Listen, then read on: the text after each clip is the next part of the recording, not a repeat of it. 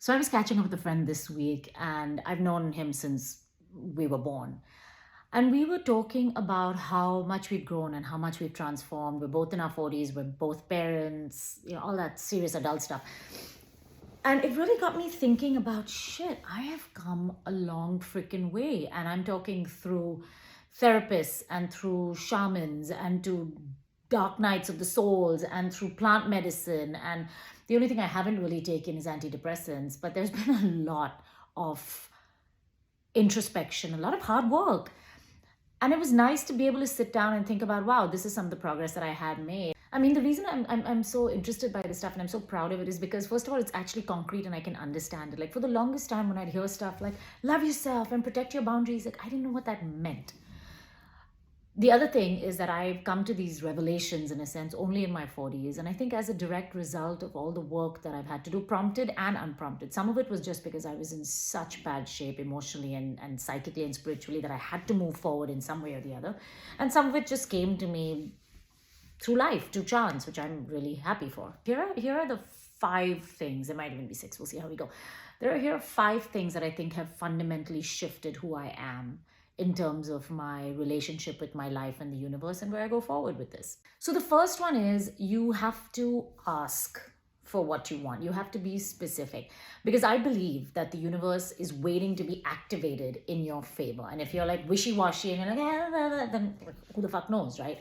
So for instance, you have to be like, well, you can't be like, I want a house on the beach and I want a Ferrari, because that's not the universe is not here to pander to your ego. But if you distill it down to the essence, I want to feel warmth, I want freedom, I want validation, I want things like that, then you put it out there and then you get the fuck out of the way and see what comes. And that's the other thing, is it may not come in the form of the Ferrari, but maybe you didn't need the Ferrari. If you wanted validation, maybe you needed something else, and the universe is already working with you on that. You just have to be ready to see it when it comes. Not easy, still not that concrete, but it does come with some practice. Point 2 is related to this one. It's about making space for divine intervention, for divine response. And this is not even about, do you believe in God or anything like that. It's just like letting time do its thing. A very simple thing is, every time I get an email or I get a response, because I have a fast fucking mouth, I want to respond.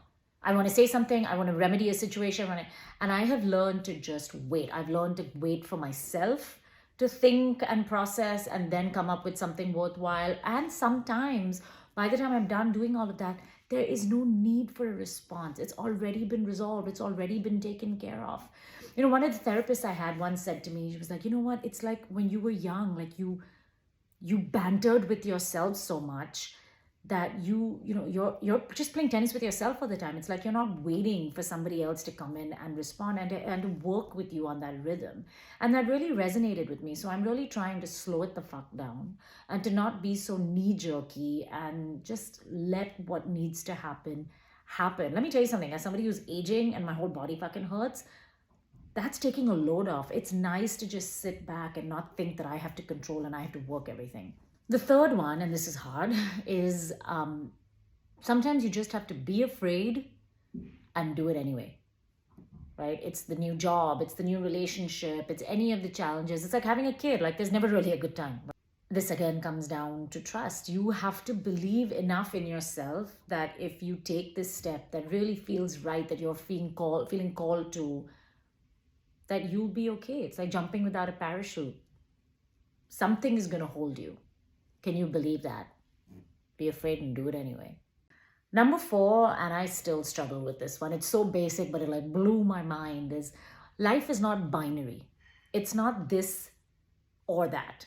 It's both and.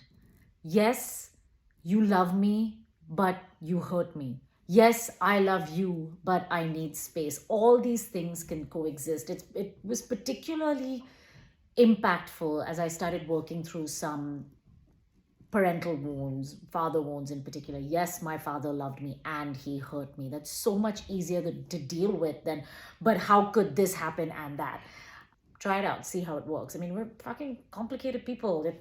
It's not that straightforward.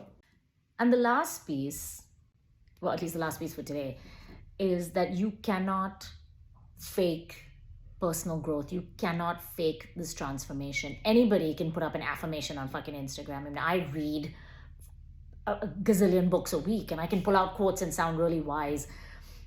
Don't let just anybody be your guru. Research your sources. Take in only what really resonates and feels right for you. And know that everybody's growth is at different points and at different paces. But you cannot fucking fake it. And you're better off just acknowledging where you are and hoping and working every day to be your best. That's it. That's literally as much as we can ask of ourselves. That's my springtime wisdom. I just wanted to share it, put it out there. I'd love to hear your comments and see if any of this resonates with you. Cheers.